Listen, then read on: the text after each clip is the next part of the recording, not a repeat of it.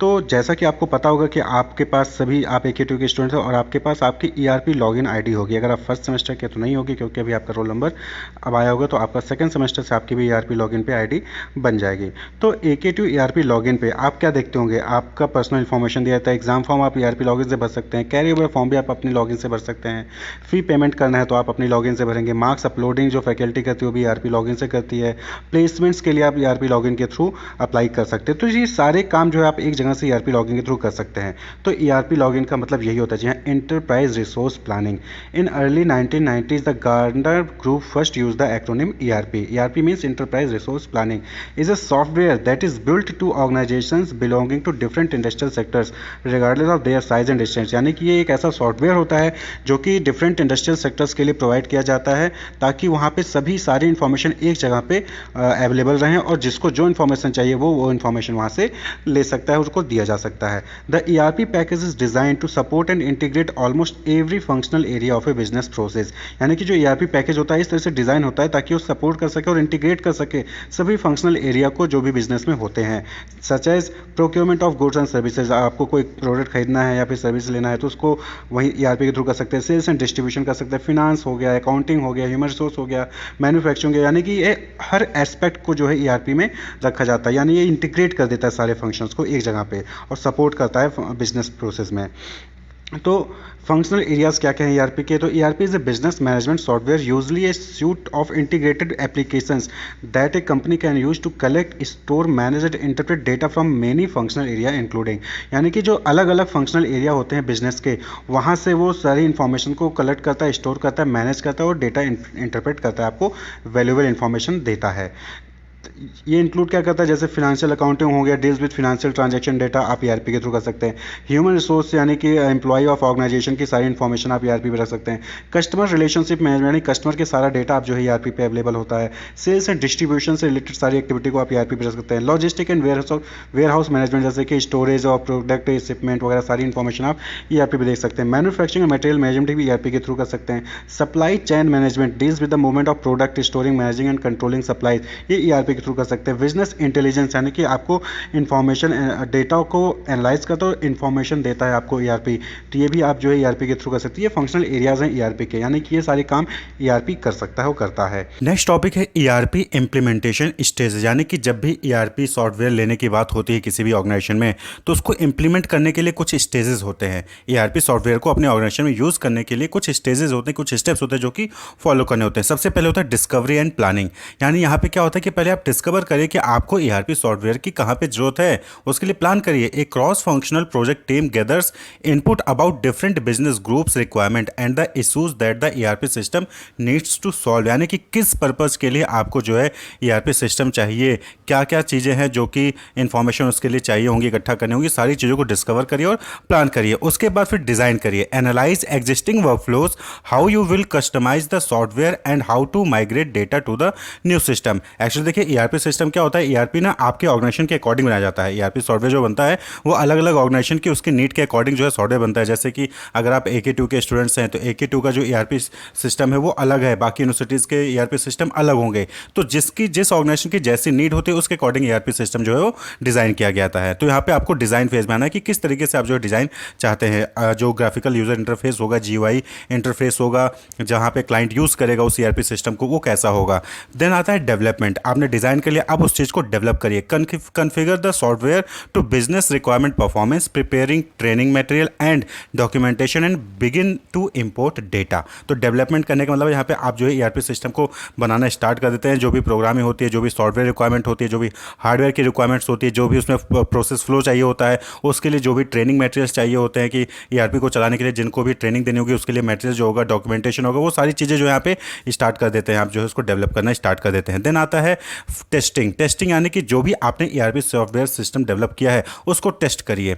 जैसे कि अभी आप AKTU का अगर ERP सिस्टम देखें तो वहाँ पे बहुत सारी जगह पे दिक्कत आती है कि वहाँ पे नोटिस तो आ जाता है कि 7 तारीख से जो है आपके एग्जामिनेशन फॉर्म भरे जाएंगे, लेकिन एक्चुअल में जो ERP सिस्टम में जो आपका लिंक आता है वो 1-2 दिन बाद आता है। तो कहीं ना कहीं कुछ ना कुछ वहाँ पे लेट होता है, यानी कि डिले होता है। तो उस चीज़ को आप चेक करना है कि जो डेटा आपको चाहिए ERP सिस्टम के जरिए क्या वही डेटा आ रहा है। यानी कि आप क्लिक कर रहे हो फीस डिटेल पे और खुल के आ रहा है अटेंडेंस डिटेल, तो ये कहीं ना कहीं एरर है, तो इसको टेस्ट किया जाता है। तो progressively test the functions of the system and fine tune development to address any problem that emerge, यानी कि अगर कोई प्रॉब्लम आ रही है तो उसको फाइंड आउट करिए, उसको टेस्ट करिए एंड देन डिप्लॉयमेंट यानी कि यहाँ पे आप जो है ईआरपी सिस्टम को यूज़ करना स्टार्ट कर देते हैं, लॉन्च कर देते हैं, लाइव हो जाते हैं। After completing configuration, data migration and testing, go live, यानी कि आपने यहाँ पे डेवलपमेंट कर लिया, डिज़ाइन कर लिया, आपने डेवलप कर लिया, आपने डेटा जो भी चाहिए था उसको माइग्रेट कर लिया, सारा डेटा आप जो है डेटाबेस मैनेजमेंट सिस्टम में लेके आ जाते हैं, और अब जो है उसने आपको टेस्ट भी कर लिया आपने, अब जो है आप उसको यूज़ करना स्टार्ट कर देते हैं। And last but not least that is support, यानी कि यहाँ पे ईआरपी में बहुत बार प्रॉब्लम्स आती हैं, एरर्स आते हैं, तो उसके लिए जो है सपोर्ट प्रोवाइड करना भी जरूरी है। तो बहुत सारे ऐसे ऑर्गेनाइजेशन है जो कि ईआरपी सॉफ्टवेयर डेवलप करते हैं और वही आपको जो है ऑनलाइन और ऑफलाइन दोनों मोड में आपको सपोर्ट प्रोवाइड करते हैं। The project team ensure that users have the support they need and continues to upgrade the system and fix problem as needed, यानी कि जो प्रोजेक्ट टीम होता है, यानी कि जो ईआरपी सिस्टम डेवलप करता है, उनकी रिस्पॉन्सिबिलिटी होती है कि वो जो भी यूजर्स हैं, जो भी उनके क्लाइंट्स होते हैं, जो ईआरपी सिस्टम को यूज़ कर रहे होते हैं, उनको जो है जो भी सिस्टम में रिक्वायरमेंट होती है उसको प्रोवाइड करें, और साथ ही साथ कोई अगर अपग्रेडेशन आता है, कोई चेंज आता है, तो उसको भी जो है वो प्रोवाइड करें। तो ये जो है पूरा ईआरपी इंप्लीमेंटेशन स्टेजेस होते हैं। तो डिस्कवरी एंड प्लानिंग, यानी देखिए बहुत सारे ईआरपी प्रोवाइडर बैठे हुए हैं यहाँ पे, बहुत सारे ऐसे कंपनीज जो कि ईआरपी सॉफ्टवेयर डेवलप करती हैं, तो आपको पहले उनको डिस्कवर करना होगा, उनको भी डिस्कवर करिए, उनको फाइंड आउट करिए कि किस ईआरपी सॉफ्टवेयर से आप अपना सॉफ्टवेयर डेवलप कराएंगे, उनको फाइंड आउट करिए, आपकी क्या नीड है उसको फाइंड आउट करिए, क्या डेटा चाहिए होगा उनको फाइंड आउट करिए, देन आप डिजाइन करवाइए उनसे ईआरपी सॉफ्टवेयर, देन उसके लिए जो भी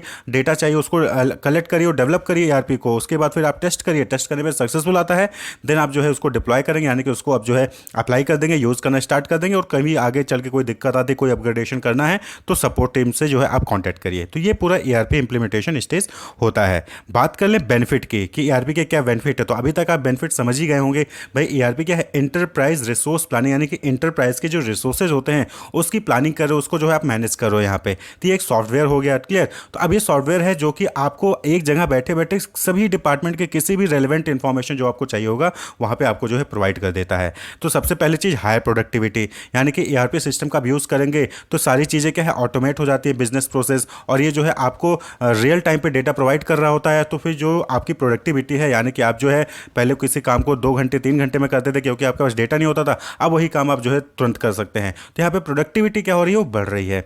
डीपर इंसाइट, यानी कि यहाँ पे आपको जो है ज़्यादा इन्फॉर्मेशन मिल रही है। अब जो है अगर आप AKTU में स्टूडेंट्स के जो ईआरपी होते हैं वहाँ पे अटेंडेंस उनको दिखाया जाता है, तो उनको अटेंडेंस सब्जेक्ट वाइड भी, उसके बाद टोटल अटेंडेंस कितना है, पूरा परसेंटेज कितना हो रहा है, सारा कुछ उनको जो है वहाँ पे एलिमिनेट इन्फॉर्मेशन को एलिमिनेट कर देता है। तो यहाँ पे क्या होता है कि एलिमिनेट इन्फॉर्मेशन साइलॉस, यानी साइलॉस का मतलब क्या हो गया कि लॉन्गर और बहुत सारा इन्फॉर्मेशन। तो यहाँ पे आपको ज़्यादा फालतू की इन्फॉर्मेशन नहीं दिखाएगा, यहाँ पे आपके लिए जो इंपॉर्टेंट इन्फॉर्मेशन होगा उसको जो है वहाँ पे लेके आके आपको शो करता है। Gain a single source of truth and get fast answer to missing critical business question, यानी कि जो भी क्रिटिकल बिजनेस क्वेश्चंस होते हैं, जो भी प्रॉब्लम्स होती हैं, उसके लिए आपको जो है डीपर इंसाइट, डीपर नॉलेज जो है वो प्रोवाइड करता है ईआरपी।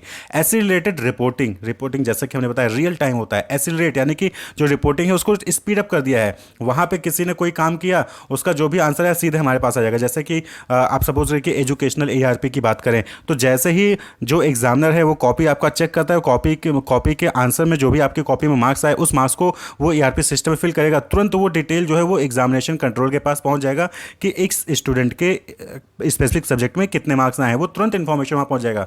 वरना पहले क्या होता था कि पहले आंसर कॉपी चेक होगी, उसके मार्क्स जो है लिस्ट बनाई जाएगी, लिस्ट लेके फिर आप जो है एग्जामिनेशन कंट्रोल के पास जाओगे, उनको लिस्ट सौंपोगे, फिर वो इस लिस्ट का यूज करके फिर वो आगे का काम करते थे। तो रिपोर्टिंग बहुत ही स्लो होती थी, लेकिन अब क्या है, अब तुरंत की तुरंत रिपोर्टिंग हो रही है, फास्ट ट्रैक बिजनेस हो गया है। ठीक है, फाइनेंशियल रिपोर्टिंग और जो भी रिजल्ट्स है उसको आप आसानी से शेयर कर सकते हैं। लोअर रिस्क भी यहाँ पे कम है, क्यों? क्योंकि यहाँ पे एरर या फिर फाइल लेके जा रहे हो, पेज लेके जा रहे हो, फटने का डर या फिर गंदा होने का डर या फिर पानी गिर गया, इंक मिट गया, तो ये सारी चीज़ें जो है वहाँ पे मिनिमाइज हो जाती हैं। Maximum business visibility and control, यहाँ पे ज़्यादा विजिबिलिटी होती है और ज़्यादा कंट्रोल भी होता है। Ensure compliance with regulatory requirement, जो भी रेगुलेटरी रिक्वायरमेंट होते हैं उसके साथ आप इंश्योर हो जाते हो कि हाँ सारी चीज़ें सही हैं। And predict and prevent risk, जो भी रिस्क होता है उसको प्रिडिक्ट भी करेगा, उसको प्रिवेंट भी करता है। सिंपलर आईटी कहने का मतलब ये है कि यहाँ पे आपको प्रोग्रामिंग करने की सीखने की जरूरत नहीं है। ईआरपी यूज़ करने के लिए आपको प्रोग्रामिंग लैंग्वेज C++ जावा सीखना है, इसकी जरूरत नहीं होती। यहाँ पे सिंपल सा जैसा आप कंप्यूटर चलाते हैं उसी तरीके से आपको ईआरपी होता है। सिंपल सा आप जो है वहाँ पे चलिए, आप देखेंगे कि आप बैंक में जाइए तो वहाँ पे उनका बैंक का खुद का ईआरपी होता है। तो वहाँ पे जो एजेड लोग थे, जो जिनके टाइम पे कंप्यूटर होता भी नहीं था, वो भी जो है ईआरपी आसानी से चला लेते हैं। तो सिंपलर आईटी यानी कि सिंपलर इंफॉर्मेशन टेक्नोलॉजी, यहाँ पे आसानी से आप जो है एम्प्लॉय काम कर सकते हैं। And last but not least, improved agility. Agility का मतलब होता है टू मूव क्विकली, यानी कि बट ऑब्वियस बात है जी कि जब आपके पास सारी इन्फॉर्मेशन एक जगह पे अवेलेबल होगी तो आप आसानी से जो भी अपॉर्चुनिटीज़ होंगे उसको ग्रैब करके आप और ज़्यादा अपने बिजनेस को ग्रो कर सकते हैं। तो with efficient operation and ready access to real time data, you can quickly identify and react to new opportunities, यानी कि कहाँ पे क्या प्रॉब्लम आने वाली है, कहाँ पे आपके पास अपॉर्चुनिटी आने वाली है, क्या आपकी स्ट्रेंथ है, क्या वीकनेस है, सारी चीज़ें आपको ईआरपी से पता चल के आप जो है क्विकली जो है उस पर डिसीजन मेकिंग कर सकते हैं। क्लियर। अब बात कर लें कि ईआरपी का आर्किटेक्चर कैसा होता है। ईआरपी का आर्किटेक्चर यानी कि उसका डिजाइन कैसा है। देखिए आर्किटेक्चर यानी कि ढांचा कैसा होता है ईआरपी का। तो देखिए ईआरपी क्या एक सॉफ्टवेयर है, तो सबसे पहले चीज़ की जो सॉफ्टवेयर है वो डेटा कहीं ना कहीं से तो लेता होगा, तो आपके पास डेटाबेस होना चाहिए। डेटाबेस के लिए आपके पास हार्डवेयर होना चाहिए। तो हार्डवेयर वहाँ पे होता है जिसमें कि आप डेटा को स्टोर करते हैं, उसको हम क्या कहते हैं, डेटाबेस कहते हैं। और उस डेटाबेस में डिफरेंट डिफरेंट जो फंक्शनल बिजनेस एप्लीकेशंस होते हैं, जैसे accounting, supply chain, PRM, performance related, finance related, HR से रिलेटेड, प्रोडक्शन से रिलेटेड, मार्केटिंग से रिलेटेड, इन सबसे रिलेटेड डेटा जो है वहाँ पे सेव हो रहा होता है उस डेटाबेस में। और वहीं डेटाबेस से जो है ईआरपी सॉफ्टवेयर जो है वो क्या करता है, डेटा को कलेक्ट करता है और जो क्लाइंट यूजर होते हैं उस ईआरपी के, उनको जो है वो डेटा प्रोवाइड करता है। तो ईआरपी एक सॉफ्टवेयर है और ये सॉफ्टवेयर डिफरेंट फंक्शनल एरिया से जो डेटा होते हैं उन्हीं को कलेक्ट करता है और उनको समराइज करता है और आपको जो है आउटपुट देता है। क्लियर। आपका AK2 का ईआरपी है, तो स्टूडेंट क्या है, वो तो सिर्फ एक ईआरपी पेज यूज करता है। उस ईआरपी पेज में उसको अटेंडेंस भी दिख रही होती है, उसको एग्जामिनेशन फीस भी दिख रही होती है, उसको एग्जाम फॉर्म भी दिख रहा होता है, उसको चैलेंज इवैल्यूएशन का फॉर्म दिख रहा होता है, उसको एडमिट कार्ड डाउनलोड करना है तो उसका लिंक दिख रहा होता है, उसको अपने जो है माइग्रेशन चाहिए तो वो आप वहाँ से निकला सकता है, या फिर उसको जो है अपनी detail, mobile number, email ID, address change करा तो वो वहाँ से चेंज कर सकता है। तो सारी चीज़ें उसको एक ही पेज पे दिख रही हैं। तो ईआरपी क्या है, ईआरपी तो क्रॉस फंक्शनल इंफॉर्मेशन सिस्टम है। क्रॉस फंक्शनल कहने का मतलब कि अलग अलग फंक्शनल से जो डेटा होता है, फंक्शन से जो डेटा होता है वहाँ से वो जो है इकट्ठा करता है और आपको जो है एक जगह पे लाके कंबाइन करके आपको प्रोवाइड कर देता है। तो that is ERP. ERP architecture यही करता है कि डेटाबेस होता है, उस डेटाबेस में अलग अलग फंक्शंस के डेटा होते हैं, वहाँ से जो है ईआरपी सॉफ्टवेयर डेटा कलेक्ट करता है और आपको जो है वो क्लाइंट यूजर को प्रोवाइड करता है। अब नेक्स्ट है टाइप ऑफ ईआरपी डिप्लॉयमेंट, यानी कि किस तरीके से आप जो ईआरपी है, ईआरपी का जो सॉफ्टवेयर होता है उसको डिप्लॉय कर सकते हैं। तो देखिए यहाँ पे 3 तरीके होते हैं। पहला है क्लाउड ईआरपी। क्लाउड ईआरपी कहने का मतलब है कि the software is hosted in the cloud and delivered over the internet as a service that you subscribe to. यानी कि आप ईआरपी में बहुत सारे सॉफ्टवेयर होते हैं, बहुत सारी सर्विसेज होती हैं।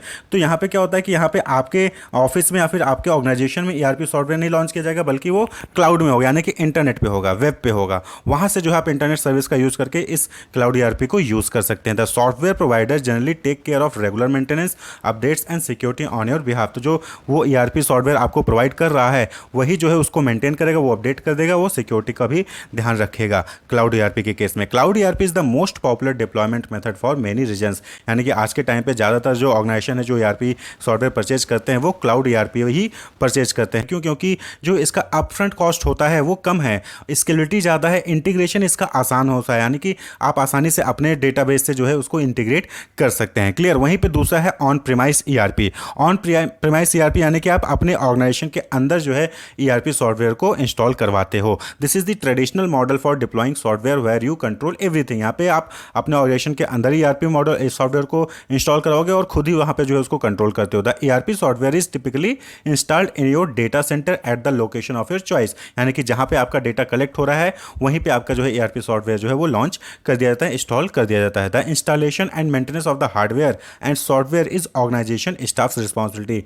तो ऑन प्रीमाइस ईआरपी में किसकी रिस्पॉन्सिबिलिटी हो जाएगी? जो ऑर्गेनाइजेशन के स्टाफ होंगे उनकी रिस्पॉन्सिबिलिटी होगी कि वो हार्डवेयर सॉफ्टवेयर को मेंटेन करे, उसको ध्यान रखें। वहीं पे तीसरा ऑप्शन है हाइब्रिड ईआरपी। हाइब्रिड ईआरपी कहने का मतलब क्या है यहाँ पे कि ऑनलाइन भी होगा कुछ डेटा और कुछ चीज़ें आपकी ऑफलाइन मोड में भी होंगी। For companies that want a mixture of both to meet their business requirement there is the hybrid cloud ERP model. This is the where some of your ERP applications and data will be on the cloud and some on the premises, यानी कि आपको लगता है कि ऐसे data जो कि बहुत ही ज़्यादा सेंसिटिव है, आप नहीं चाहते कि उसको क्लाउड पर रखे या फिर उससे जो है कहीं डेटा लीक हो जाए, तो उस केस में आप कहते हैं उसके लिए आप प्रीमाइसेस में रखते हैं। वहीं पे कुछ चीज़ें जो होती हैं जो जो कि आप ऑनलाइन एप्लीकेशन का यूज़ कर सकते हैं, यानी कि ऑनलाइन ERP का, क्लाउड ERP का यूज़ कर सकते हैं।